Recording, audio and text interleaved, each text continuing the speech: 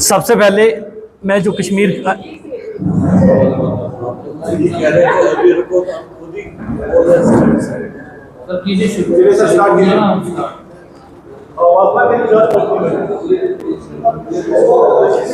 सबसे पहले मैं कश्मीर के मीडिया का शुक्रिया अदा करना चाहता हूं कि जो बड़े ही शॉर्ट नोटिस पे हमारी प्रेस कॉन्फ्रेंस को कवर करने के लिए आए हैं, तो आप सबका तहे दिल से शुक्रिया। आज की जो प्रेस कॉन्फ्रेंस का जो मुद्दा है, आपने थोड़ी देर पहले देखा होगा कि उल्ताफ बुखारी साहब ने एक स्टेटमेंट इशू की कि जेके एनपीपी भीम जो है उनका मर्जर जो है अपनी पार्टी के साथ हो गया। तो हम उस स्टेटमेंट को पूरी तरह से कंडेम करते हैं। ये बिल्कुल गलत स्टेटमेंट है। पार्टी के कुछ लीडर अगर पार्टी छोड़ के किसी दूसरी पार्टी को ज्वाइन करते हैं तो इसका मतलब ये नहीं कि पार्टी का जो मर्जर है वो हो गया। पैंथर्स पार्टी भीम पहले भी अपना काम कर रही थी, अब भी अपना काम कर रही है, और पैंथर्स पार्टी भीम का किसी भी पार्टी के साथ मर्जर नहीं हुआ है। हम पूरी तरह से इंडिपेंडेंटली अपना काम कर रहे हैं। दूसरा, प्रोफेसर भीम सिंह ने इस पार्टी का गठन किया था हक और इंसाफ की लड़ाई के लिए। आज वो हमारे बीच में नहीं है, लेकिन हम आपको ये बताना चाहते हैं जो हक और इंसाफ की लड़ाई की आवाज़ उन्होंने उठाई थी, उस आवाज़ को हम जारी रखेंगे, उस लड़ाई को हम जारी रखेंगे। जो गरीब की आवाज़ उठाने वाली पार्टी है वो पैंथर्स पार्टी पहले भी थी, पैंथर्स पार्टी भीम आगे भी रहेगी। हम आपको बताना चाहते हैं जितनी भी सरमायादार पार्टी हैं, चाहे वो बीजेपी है, चाहे वो अपनी पार्टी है, कोई भी सरमायादारों की पार्टी ये नहीं चाहती कि गरीब की आवाज़ उठाने वाली पार्टी जो है वो काम करे। हमारी पार्टी को जम्मू में तोड़ने की कोशिश बीजेपी में ने की, और इधर जो है उनकी बी टीम जो अपनी पार्टी है उन्होंने तोड़ने की कोशिश की। लेकिन हम साफ तौर पे कह देना चाहते हैं सभी सरमायादार पार्टियों से कि गरीब की आवाज़ को आप बंद नहीं कर पाएंगे। प्रोफेसर भीम सिंह जी चाहे चले गए हैं, लेकिन उनकी इंस्पिरेशन, उनकी सोच, जिस सोच के साथ वो चले थे, उस सोच के साथ हम आगे चलते रहेंगे। हर मजलूम की आवाज़ हम उठाएंगे। साथ ही साथ एक बड़ा इंपॉर्टेंट मुद्दा जो हमारी स्टेट के सामने है, वो जो जम्मू प्रोविंस हो चाहे कश्मीर प्रोविंस हो, वो मुद्दा स्टेटहुड का मुद्दा है। आप देख रहे हैं स्टेट हुड के मुद्दे के ऊपर ऑलमोस्ट क्रिमिनल साइलेंस अडॉप्ट कर ली गई है। जो बीजेपी है इसने एश्योरेंस दी थी सेंट्रल गवर्नमेंट ने कि हम स्टेट हुड को रिस्टोर करेंगे, लेकिन इस एश्योरेंस के बावजूद भी स्टेट हुड अभी तक हमें रिस्टोर नहीं की गई है। हमें यूटी के दर्जे में रखा गया है।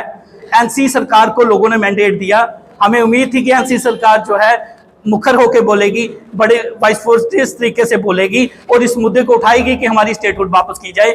लेकिन जो दिख रहा है, जो आप एक्शंस देख रहे हैं, उससे साफ दिखता है कि एनसी सरकार बीजेपी के आगे सरेंडर कर चुकी है।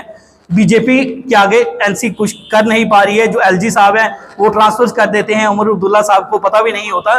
तो जो लोगों का मैंडेट है, इससे उमर अब्दुल्ला साहब के जो है उनको लेट डाउन नहीं कर रहे, वो लोगों का जो मैंडेट है उससे एलजी लोगों को लेट डाउन कर रहे हैं। ये जो लेट डाउन लोगों को मैंडेट का है, इसको बर्दाश्त नहीं किया जाएगा। लोगों ने जो मैंडेट दिया है, उन्होंने एक डेमोक्रेटिक पार्टी को चुना है, वो डेमोक्रेटिक पार्टी को राइट होना चाहिए फैसले लेने का। इसमें एलजी की इंटरफेरेंस जो है वो कम से कम होनी चाहिए। वो मैंडेट चाहे हमारी पार्टी को हो, चाहे एनसी को हो, चाहे किसी भी पार्टी को, वो मैंडेट लोगों का मैंडेट है और उस मैंडेट की रिस्पेक्ट की जानी चाहिए। लेकिन आज के दौर में आप देख रहे हैं इतनी विफल हो चुकी है। एक तरफ से ये कहते हैं कि हम अपॉइंटमेंट्स करेंगे, लेकिन एक बड़ी इंपॉर्टेंट पोस्ट एक स्टेट या यूटी के अंदर होती है, वो है एडवोकेट जनरल।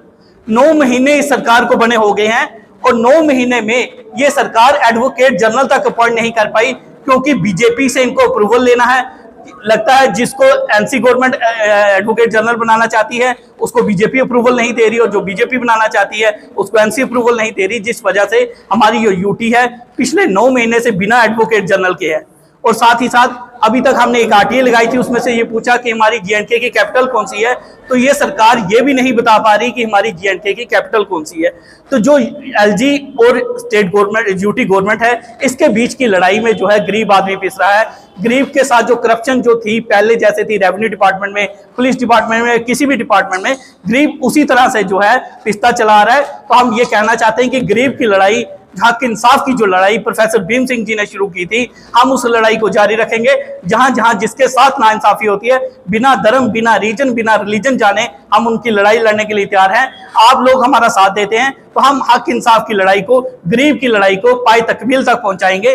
और आप सबसे यही डिमांड करते हैं कि फिर से जो हमारी स्टेटहुड है, हम रिक्वेस्ट करते हैं सेंटर से भी जल्द से जल्द हमारी स्टेटहुड को रिस्टोर किया जाए। साथ ही साथ एक मुद्दा हमारे सामने आया है, जो प्रेस क्लब का मुद्दा आया।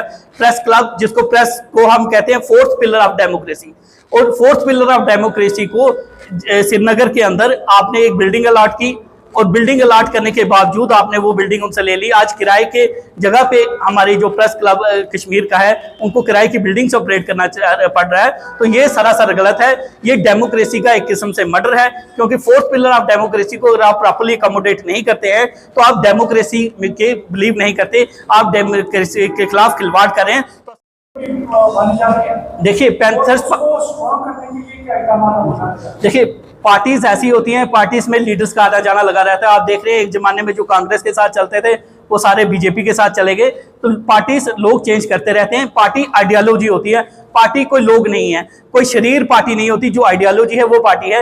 आइडियोलॉजी प्रोफेसर भीम सिंह की है, हक और इंसाफ के साथ के लिए लड़ाई लड़ना, मजलूम की आवाज को उठाना, उस आइडियोलॉजी के साथ हम चल रहे हैं। कुछ लोग गए हैं तो कुछ लोग नए भी आए हैं हमारे साथ, तो नए लोग आएंगे, नए लोग पुराने लोगों को रिप्लेस करेंगे, लेकिन जो पार्टी की आइडियोलॉजी है, आइडियोलॉजी वही रहेगी जो प्रोफेसर साहब की आइडियोलॉजी थी, उसी आइडियोलॉजी पे हम लोग काम करेंगे।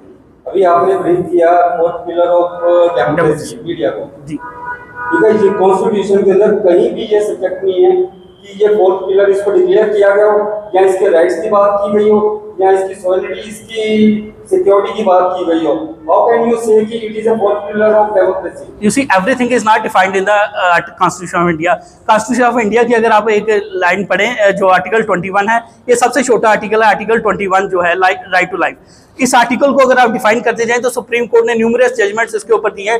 राइट टू अन लाइवलीहुड उसमें इंक्लूड कर लिया, राइट टू लाइफ जो है हेल्थ इसमें इंक्लूड कर लिया। तो जो पैरामीटर्स कॉन्स्टिट्यूशन के अंदर जो वर्ड्स यूज किए गए होते हैं उसका जो सुप्रीम कोर्ट की जजमेंट्स के साथ दायरा बढ़ता जाता है।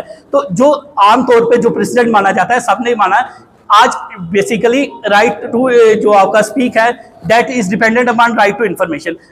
If you have a right to information, then you have a right to speak. You can have right to information only when the media is free, when the media disseminates the information to you. If media is not there to disseminate the right information to you, you cannot make a rightful decision. So for making a rightful decision, there has to be a right information, and the right information is provided by the media only, and that's why media is considered as the fourth pillar of democracy. और आप बात करें तो हम कहते हैं कि महात्मा गांधी हमारे राष्ट्रपिता हैं, कहीं भी नहीं लिखा गया कि महात्मा गांधी हमारे राष्ट्रपिता हैं, फिर भी हम मानते हैं महात्मा गांधी हमारे राष्ट्रपिता हैं। कुछ चीजें लिखी नहीं जाती हैं, कुछ चीजें कॉमन जो प्रैक्टिस के साथ मानी जाती हैं। तो कॉमन प्रैक्टिस में ये माना जाता है कि फोर्थ पिलर ऑफ डेमोक्रेसी जो है वो मीडिया है।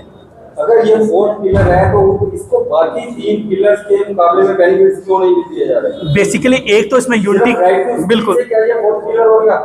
फोर्थ पिलर जो इसको बनना है, इसको जो पावर देना जरूरी है, लेकिन हमने अक्सर देखा है कि सरकारों को जब भी हिलाया है वो मीडिया ने हिलाया है। अगर मीडिया ने उनकी ऐसी ऐसी खबरें छापी हैं कि सरकारें जो गिर गई मीडिया की वजह से, अब जो मीडिया की ये फोर्थ पिलर ऑफ डेमोक्रेसी है, ये जो सेकंड पिलर ऑफ डेमोक्रेसी जो एग्जीक्यूटिव है उसके साथ टक्कर में रहता है, जिसकी वजह से एग्जीक्यूटिव इसको वो सहूलतें नहीं देता, वो प्रिविलेजेस नहीं देता जो इसको दी जानी चाहिए, क्योंकि इसका टकराव हमेशा एग्जीक्यूटिव से रहा है। और एग्जीक्यूटिव जो एक बड़ा स्ट्रांग पिलर ऑफ डेमोक्रेसी है वो हमेशा मीडिया के खिलाफ रहा है, क्योंकि मीडिया ने उसकी कमजोरियां उजागर की हैं, उसकी कमियां उजागर की हैं, उसके घोटाले उजागर किए हैं, जिस वजह से मीडिया को सफर करना पड़ता है।